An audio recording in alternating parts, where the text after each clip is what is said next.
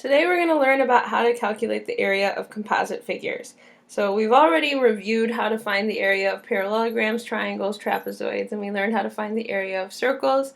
Today we're going to apply all of that to find the area of a composite figure or part of a figure, which would be the area of a shaded region. So what is a composite figure? A composite figure is a polygon that's made up of two or more smaller polygons. So if we take a look at these three examples down here, they're oddly shaped figures that are created out of little figures that we can actually distinguish what they are. So in this case, this one right here is made from a parallelogram put together with a rectangle. This shape right here is put together with a trapezoid and a triangle. I mean, if you look at it, you know that it's going to be a quadrilateral. It's a four-sided figure. However, when you split it, you can see a trapezoid and a triangle. That's going to help us calculate the area. And this final one right here is a half of a circle put together with a square. So in this case, we have a semicircle and a square. So we're actually going to start by trying to calculate the area of that figure, but let's look and review some of these formulas. So these three we had done review format, and then this was an actual lesson that we did. So we had reviewed the area of parallelogram as being area equals base times height. Triangle, area equals 1/2 the base times the height. We also learned that we could just do base times height divided by 2. Trapezoid, half the sum of the bases times the height. We also had learned that this formula can more easily be written as the sum of the bases times the height, all divided by 2. And then finally our most recent formula, which is a circle, area equals pi r squared. So these are useful formulas that we need to be able to pull out and use at the drop of a hat. Alright, let's do our first example. Find the area of the composite figure, round to the nearest tenth. So since this is not your traditional figure that you'd calculate an area for, I don't have a formula for the area of a rectangle and a semicircle put together. So we have to break it up into the area of the rectangle plus the area of the semicircle. Well, I know that the area of a rectangle, so area is going to be base times height, and I know the area of the semicircle is going to be 1/2 pi r squared. So let me fill in my numbers now. I know my rectangle is 12 by 6, so that's going to be 12 multiplied by 6. And then I know that pi is 3.14. Now since this side here is 6, the radius of my circle is 3. So that would be times 3 squared. So grab your calculators, multiply 12 and 6. That should give you 72.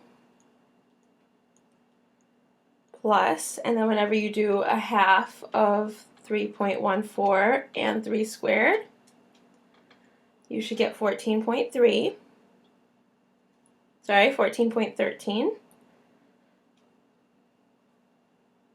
Then when you add the 72, you're going to get 86.13. So our final answer, since we need to round to the tenth, is going to be 86.1 centimeters squared. And that's how you find the area of a composite figure. You try to figure out what shapes make it up, and then you break it up into those shapes, and then you either add or subtract. So we're going to look at later on a figure where you actually have to subtract to get the area of the shaded region. But for now, let's talk about figures that are put together, composite figures that are more than one figure put together. So the back of a doghouse is composed of a square and a triangle. How much wood is needed for the back of the doghouse to the nearest tenth of a square foot? So if I take a look at this doghouse here, I see that it is a square and a triangle put together. So to calculate the area, I know the area would be equal to the area of the square plus the area of the triangle. Well, I know that to find the area of a square, again, that's base times height, and I know that a triangle is the base of the triangle times the height of the triangle, all divided by 2. So again, I look at my square. Since they didn't give me this measurement, I have to know that all sides of a square are equal. So this measurement here is actually 2.5 feet as well. Now they didn't give me the height of the triangle, but I know that if this entire length from here to here is 4 feet, then whatever the height of the triangle is whatever's left over from 4 after I take that 2.5 out for the height of the square. So this would actually be 4 minus 2.5, which equals 1.5 feet. So now we can start calculating. So the area of the square is going to be 2.5 multiplied by 2.5 plus the area of the triangle, which is going to be a base of 2.5 because this side is equal to this side. So it's going to be 2.5 multiplied by 1.5, which is the height of the triangle, all divided by 2. So I get my calculator. Area equals 2.5 multiplied by 2.5 is 6.25. And then 2.5 multiplied by 1.5, that's 3.75. I'm going to go ahead and divide that by 2. It's going to give me 1.875.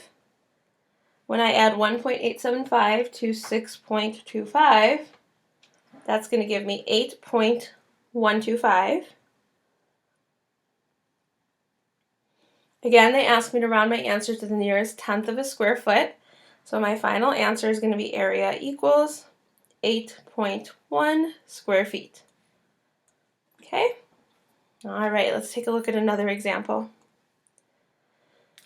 Two congruent triangles are cut out from a rectangle. Find the area of the shaded region, round to the nearest tenth if necessary. So, in this case, I don't know how to calculate the area of this blue figure because I have not been taught how to calculate the area of a hexagon. It's a six-sided figure.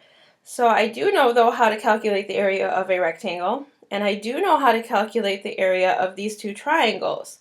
So in this case, the area is actually going to be the rectangle minus the two triangles. So we know that a rectangle is going to be base times height, and we know that the triangles, oops, I didn't mean to write an equals there. The triangles are base height times height divided by 2. Okay, so I know that these two triangles are the same triangle. They're congruent, so I know that the base of the triangle is 8, the height of the triangle is 6, so I'm just going to multiply that area by 2 once I know what it is. The rectangle I know is going to be a length of 16, because that's 8 plus 8, and a height of 12, because that's 6 plus 6. So we start to calculate. Area of the rectangle is going to be 16 multiplied by 12 minus 2 times the area of the triangle. So again, I know the triangle is 8 multiplied by 6 all over 2. So we calculate 16 times 12. That's 192 minus, well, 8 times 6 we know is 48. And then 48 divided by 2 is 24. So that's 2 times 24. So to simplify things, I just calculated this first. I could have also canceled those two out and just got straight to 48, but that's okay.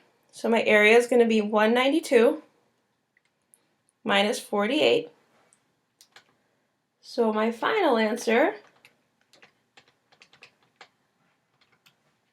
is going to be 144 square inches.